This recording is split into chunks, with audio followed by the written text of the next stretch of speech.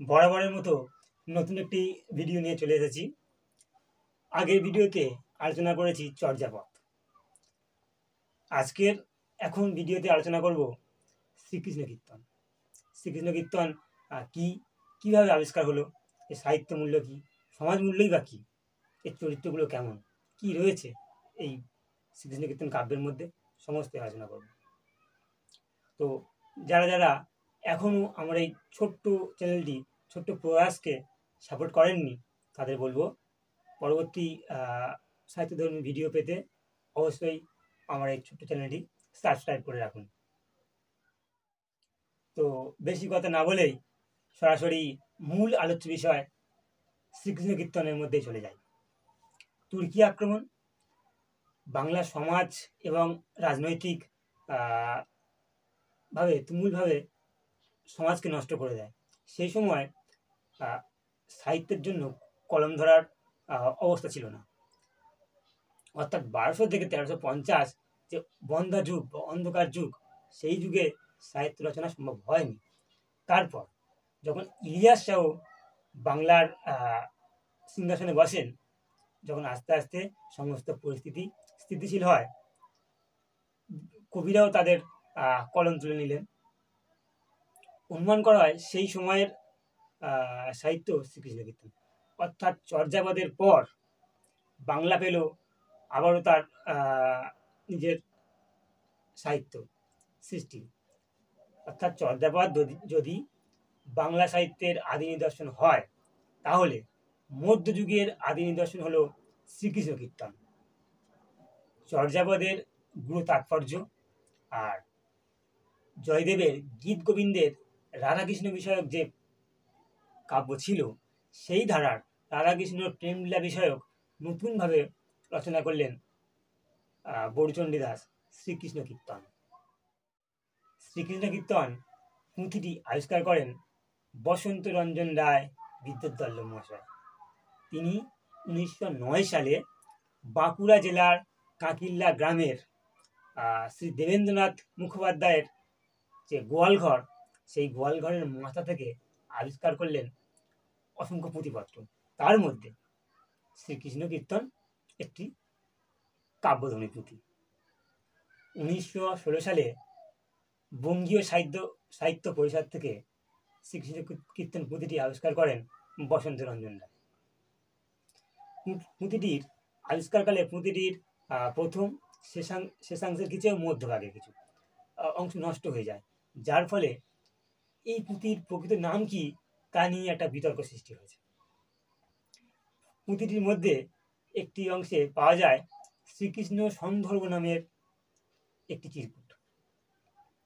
ওই সময় শ্রীকৃষ্ণ সন্দর্ভ বলে একটি গ্রন্থ রচনা করেছিলেন শ্রীজীব গোস্বামী। অনেকেই মনে করেন যে শ্রীজীব গোস্বামীর শ্রীকৃষ্ণ সন্দর্ভ আসলে এটা নিয়ে অনেক বিতর্ক রয়েছে।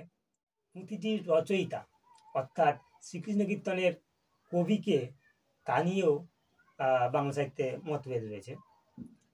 শ্রীকৃষ্ণ কীর্তনের মধ্যে অনেক জায়গায় কবি নিজেকে বাঁশুলী দেবী উপাসক বলেছেন, অনেক জায়গায় তিনি বড়ুচণ্ডী দাস বলেছেন, অনেক জায়গায় চণ্ডীদাস নামে উল্লেখিত আছে।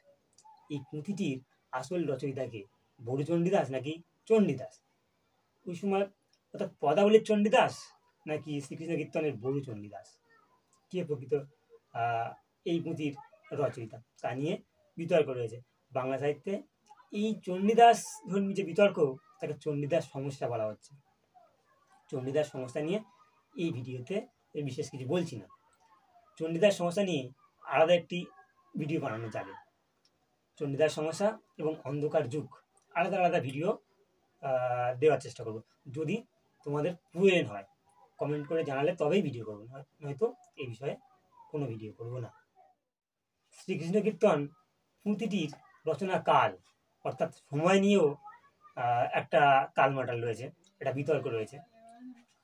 অনেক পণ্ডিত মনে করেন, অর্থাৎ যারা পুঁথিপত্র বিচার করেন, তারা পুঁথির লেখা বা হস্তাক্ষর বা সময়কাল ধর্মী বিচার করে তারা মনে করেন এই পুঁথিটি 14 থেকে 16 এই শতাব্দীর মধ্যে রচিত হয়েছে।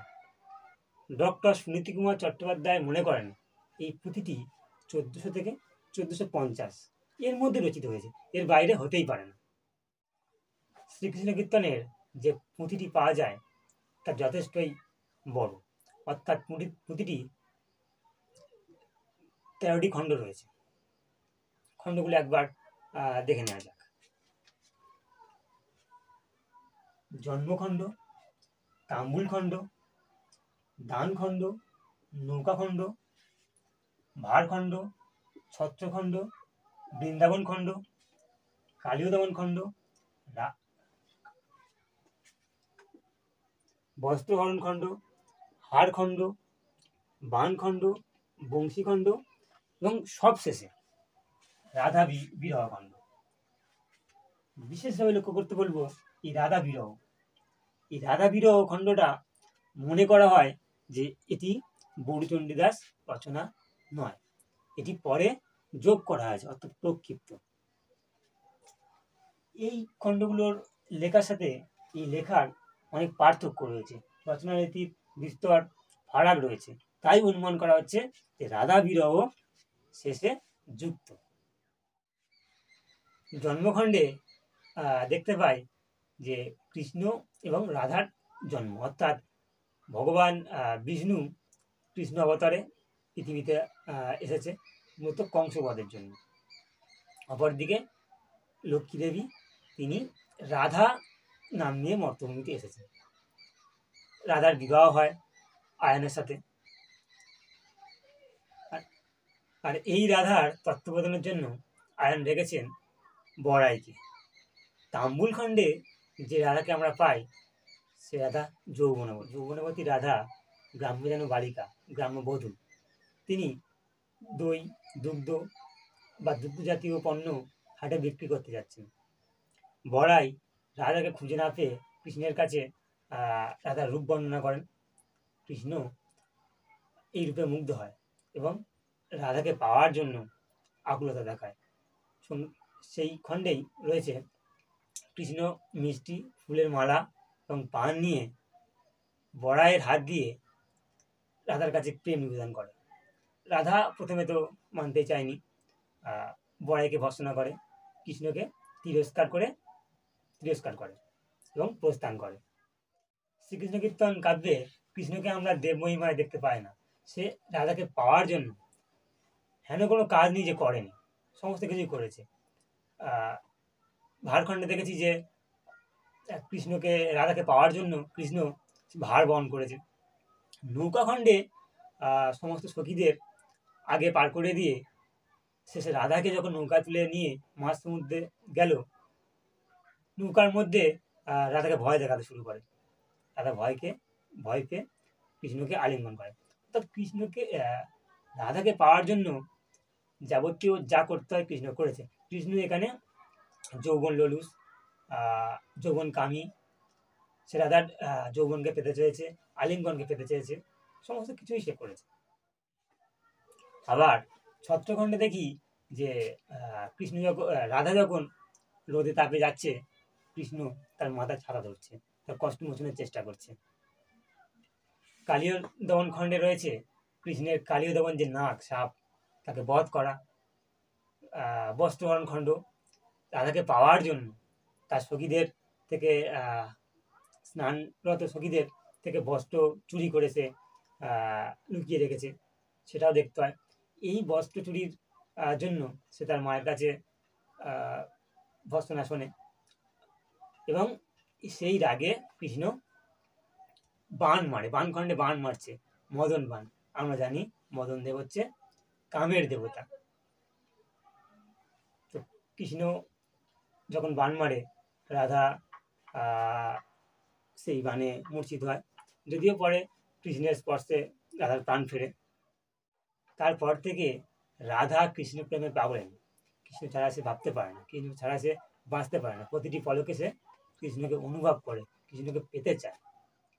বৃন্দাবন খণ্ডে দেখি যে বৃন্দাবনে বিভিন্ন ফুল সুন্দর করে সাজিয়ে সে রাধার সাথে মিলিত হচ্ছে এবং তারপরেই কৃষ্ণ রাধাকে ছেড়ে চলে যাচ্ছে।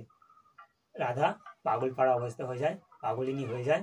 সমাজের চোখে তো দূরেই থেকেও নিজের যে আত্ম উপলব্ধি সে আরও ভেঙে পড়ে, এবং যে বিরহ সৃষ্টি হয়, এই বিরহ তো কাব্যের মূল প্রাণ, যে কোনো কাব্যেরই পাঠককে আকর্ষণ করে বেশি। তো রাধা বিরহ সেই বিরহেরই প্রতীক। কৃষ্ণ চলে যাওয়ার পরে রাধার জীবনে নেমে আসে কালো মেঘ। সমস্ত কিছুর মধ্যে সে কৃষ্ণকে দেখতে চায়, পেতে চায়, ছুঁতে চায়, কিন্তু কৃষ্ণ আর ধরা দেয় না। সেই বিরহ, সেই অনুতাপ সমস্ত এই কাব্যে বর্ণিত হয়েছে। চরিত্র বিশ্লেষণের দিক থেকে যদি দেখা যায়, তাহলে দেখব যে শ্রীকৃষ্ণ কীর্তন কাব্যের মূলত চরিত্র তিনটি: কৃষ্ণ, রাধা এবং বড়াই। কৃষ্ণ গ্রাম্য যুবক, সে যৌবন লোলু, যৌবন পেতে চায়, রাধার ছোঁয়া পেতে চায়, স্পর্শ পেতে চায়। এই কৃষ্ণ হঠাৎ রাধিকাকে দেখে তার মধ্যে চেতনা জাগ্রত হয়, এবং রাধাকে পাওয়ার জন্য এমন কোনো কাজ নেই যে সে করেনি, সমস্তই করেছে।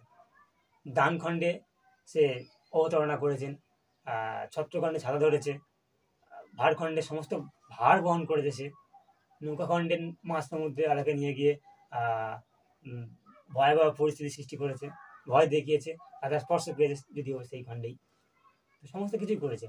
কৃষ্ণ পৃথিবীতে আসার মূল যে কারণ, কংসের হাত থেকে পৃথিবীকে রক্ষা করা, কিন্তু শ্রীকৃষ্ণ কীর্তন কাব্যে আমরা কোথাও কৃষ্ণকে সে দেব মহিমায় পাই না। সে একেবারে গ্রাম্য যুবক। রাধা এই কাব্যে বৈকুণ্ঠের লক্ষ্মী, যে লক্ষ্মী, তার বিয়ে হয় আয়নের ঘরে, আয়নের স্ত্রী। তো প্রথম দিকে কৃষ্ণ যখন তাকে পেতে চাইতো, প্রেম নিবেদন করলো, রাধা কিন্তু সেই প্রেমে সাড়া দেয়নি। কিন্তু পরবর্তীকালে কৃষ্ণ প্রেমে পড়তেই হয়েছে। কৃষ্ণকে এড়িয়ে যাওয়া সম্ভব হয়নি তার পক্ষে। বৃন্দাবন খণ্ডে রাধাকে সম্পূর্ণভাবে পাওয়ার পর কৃষ্ণ যখন চলে যায়, রাধার অবস্থা খুবই সাংঘাতিক হয়েছিল, খুব বিরহ কাতরতার মধ্যে ভুগেছিল। রাধাও এখানে গ্রাম্য নারী চরিত্র, যে যৌবনাবতী, পুণ্যবতী, সৌন্দর্য পূর্ণ একটা নারী। শ্রীকৃষ্ণ কীর্তন কাব্যে রাধার ক্রমবিকাশ লক্ষ্য করি। প্রথমে সে প্রেমে সাড়া দেয়নি, পরবর্তীতে প্রেমে ধরা দিয়েছে। তো রাধাকেও ঠিক দেবীর পর্যায়ে এই কাব্যকে ধরা যায় না। সেও একটা গ্রাম্য নারী, গ্রামেরই বধূ, এভাবে বর্ণিত করেছেন গৌরচণ্ডী দাস। এবং শেষ যে চরিত্র বড়াই, বড়াই চরিত্রটা এখানে একটা কুর্ণী জাতীয় চরিত্র। প্রেম যদি সমুদ্র হয়, কৃষ্ণ একদিকে, রাধা আর এক পারে, মাঝখানে সেতু নির্মাণ করেছেন এই বড়াই চরিত্রটা। শ্রীকৃষ্ণ কীর্তন কাব্যের বড়াই চরিত্রটাকে জীবন্ত চরিত্র। নিঃসন্দেহে গৌরচণ্ডী দাসের কলমে একটি অসাধারণ চরিত্র বড়াই। এই চরিত্র নির্মাণে গৌরচণ্ডী দাসের কৃতিত্ব স্বীকার করতেই হবে। এই কাব্যটিতে একসাথে নাট্যরস, গীতিকাব্য এবং আখ্যান কাব্য সংমিশ্রণ ঘটেছে। তিনটি ধারাই লক্ষ্য করা যায়। এই জন্যই হয়তো বলেন যে গৌরচণ্ডী দাসের রাধা যেখান থেকে শেষ, পদাবলী রাধা ঠিক সেখান থেকেই শুরু। যদিও শ্রীকৃষ্ণ কীর্তন কাব্যকে সমসাময়িক কালে অশ্লীলতার দায়ে অভিযোগ করা হয়, তার যে সূক্ষ্ম স্থূল রস সেটা নিয়েও অভিযোগ টানা হয়। আমার মতে বর্তমান যুগের যে সাহিত্য কীর্তি, সেই সাহিত্যের পাশে গৌরচণ্ডী দাসের শ্রীকৃষ্ণ কীর্তন রাখলে কোথাও মনে হয় না যে এটা অশ্লীলতা রয়েছে বর্তমান সাহিত্যের সঙ্গে তুলনা করলে। সেই সময়ের, অর্থাৎ শ্রীকৃষ্ণ কীর্তন পরবর্তী যে সময়, অর্থাৎ কল্লোল কালের যে সময়, কল্লোল কালের সাহিত্যিকরা আমরা দেখেছি তারা সাহিত্যের মধ্যে এইরকম নানা রকম রস নিয়ে আসছেন। কল্লোলের লেখক যেমন মানিক বন্দ্যোপাধ্যায়, তারপর প্রেমেন্দ্র মিত্র পাঁক, শৈলানন্দ, এদের সাহিত্যের মধ্যেও তো রয়েছে, বা হাংরি জেনারেশনের মলয় রায়চৌধুরীর যে লেখাগুলো তার মধ্যে। অর্থাৎ এই যুগে দাঁড়িয়ে শ্রীকৃষ্ণ কীর্তনকে এই অভিযোগে অভিযুক্ত করা আমি মত দিতে পারি না। সবশেষে বলার, শ্রীকৃষ্ণ কীর্তন বাংলা সাহিত্যের একটি অনন্য সাহিত্য কীর্তি। গৌরচণ্ডী দাস অনন্য সাহিত্য সম্ভার বাংলা সাহিত্য থেকে দিয়েছেন, সে বিষয়ে সংক্ষেপে থাকা উচিত না। তো আজকের শ্রীকৃষ্ণ কীর্তন এই পর্যন্ত। পরবর্তীতে বাংলা সাহিত্যে কোনো বিষয় জানার থাকলে আলোচনা করার থাকলে অবশ্যই কমেন্ট বক্সে জানাতে পারেন, আমি আলোচনা করব। যারা নতুন চ্যানেলটিকে দেখছেন অবশ্যই সাবস্ক্রাইব করবেন, আমাদের সাথে থাকবেন। আপনাদের সাবস্ক্রাইব আমাদের আরও ভিডিও করার প্রবণতা জাগাবে। ধন্যবাদ, ভালো থাকুন, সুস্থ থাকুন।